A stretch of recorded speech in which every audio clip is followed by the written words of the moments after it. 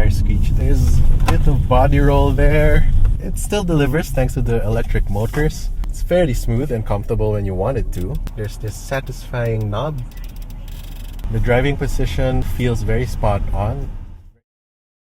Hey guys, here we have the Honda HR-V HEV, and today we are going to be doing a POV drive. But before we do that, let's go ahead and check out the exterior and interior first. This is a facelift. You can see up front it has a revised grille. For the EHEV RS, you get this exclusive grille with chrome inserts, and being a hybrid, it does have some blue accents on the logo.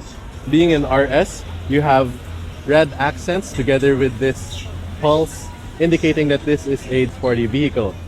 You can also see this sharp, slim LED headlight with DRLs on the side. It still retains that sporty characteristics that the HR-V is known for. We can see some gloss black on the cladding, and it does have some muscular shoulder lines. It rides on these black with diamond finish 18-inch wheels. Now you can also see that it only has two door handles that are exposed. The rear door handle is this one, so it does have that coupe design. This is the rear of the HR-V. You can see a clear taillight LED combination with halogen turn signals. This is a somewhat light bar, so at night you can see it stretches the width of the vehicle. Again, being an EHEV, you have some blue accents on the Honda logo there. RS EHEV badging right there. And the bumper features a chrome garnish. Let's check out the boot space of the HR-V. For the RS EHEV, it's a power-operated tailgate. And then this is the cargo space that you get for the HR-V. Underfloor storage. And you can fold down the rear seat 60/40. This one also has Honda's Ultra seats, so you can do the rest mode and whatnot, tall mode. Close it, just press that button right there. So let's check out the rear seats. Now this is set to my driving position. I have tons of legroom, solid door sounding, tons of footroom too. I have just enough headroom because again it does have a bit of a sloping roofline. So this is the seat. It's leather, and if you fold down the armrest you get two cup holders. Rear amenities include two rear air vents to keep rear passengers cool. You have two USB Type-Cs right there, a nice cubby right there, and even a small cup holder on the door. And this is the dash design of the HR-V. It has that Honda layout to it, and we'll get into that as we move into the front seat. The door cards, while it does have some hard plastic, it looks nice. It has red accents here, a padded door armrest, and this nice tweeter right there. Let's hop inside. Getting in is fairly easy thanks to the ride height, and the doors go all the way down so you won't dirty your pants. Solid door sounding as with every Honda. Build quality is top notch. The door cards on the front, you have some soft touch plastics above. You have a padded armrest, power folding mirrors, and interestingly you have this knob for your vent if you want it diffused or directly at your face. This is the key for the HR-V. You have your lock, unlock, remote start, and trunk release. Feels very premium and it's nice to the touch. You can leave it inside the car to start it. Put your foot on the brake and hit the start stop button. You can see a nice gauge sweep there. The engine will kick in, but when the battery is prepped and ready, it can also start in electric mode. To turn on the air conditioning, there's this physical knob right here for the fan. You have your on and off switch for the air conditioning there. To adjust the temperature, there's this satisfying knob. And when you turn up the heat, it will also show up in red. And if you want to make it cool, the lights will also turn blue just for a quick second. You get this touchscreen infotainment with Apple CarPlay and Android Auto connectivity. So pretty standard Honda stuff. You have a lot of storage solutions right here. You get this big cubby, a wireless charging pad here for your phone, and down below you have your traditional gear selector with brake engine mode.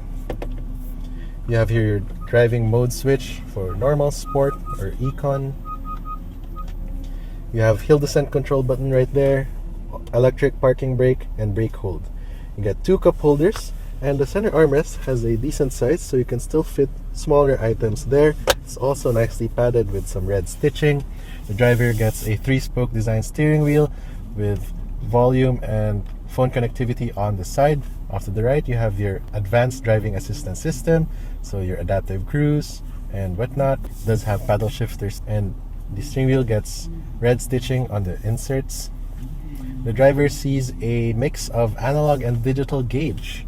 So off to the right, you have your speedometer. Off to the left, you can see your hybrid mode. So it is customizable. You can choose which view you want there to see your power flow or your gauge for charging and power, your range and fuel. Visibility throughout is quite okay. The windows feel a bit small, so you do feel like you're cocooned, but the mirrors are fairly large. You can also see a nice view of the hood line, so you can easily maneuver your corners.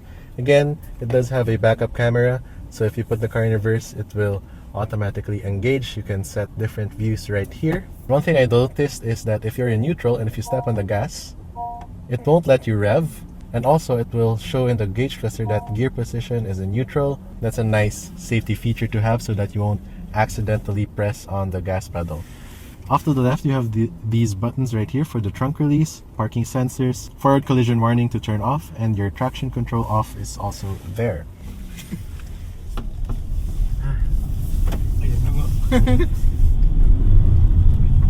Oh, steering is very light. There's a bit of body roll there than I'd like, or what I was expecting. Oh, okay. Soaks up the bumps pretty well. It's pretty comfortable.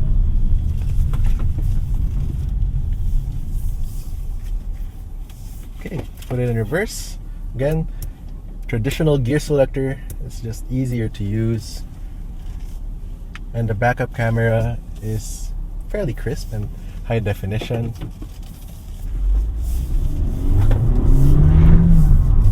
Ooh, okay, you can hear the tire screech there. Yeah, there's just too much body roll on this one that I was expecting. And you can hear the engine working already. But torque, it still delivers thanks to the electric motors. It's a pretty peppy car for what it is. But again, I was surprised with the body roll. I wasn't expecting it to be that much. It's fairly smooth and comfortable when you want it to. We did all that in sport mode, but if you want to maximize your fuel efficiency, you can leave it in normal or eco, and it's just a very comfortable small crossover to have. The driving position also feels very spot on, very typical of Honda. The gear selector is near to the steering wheel, and yeah, just the sitting position, even the visibility feels like a driver's car.